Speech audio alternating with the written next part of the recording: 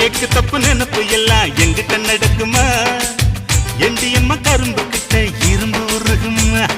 அள்ளி எடுக்கணும் மாமா உள்ள அனல் அடிக்குது ஆமா அவரை கொடிப்பல் மாமா என்ன வீட்டில் சுத்தணும் ஆமா செந்தேனே என் மேலதான் சிந்தாதம்மா சேலைக்குள் அடங்கிட்டாத புயல் நானம்மா ஊசி பட்டாசுல வசந்தவான உடஞ்சிடுமா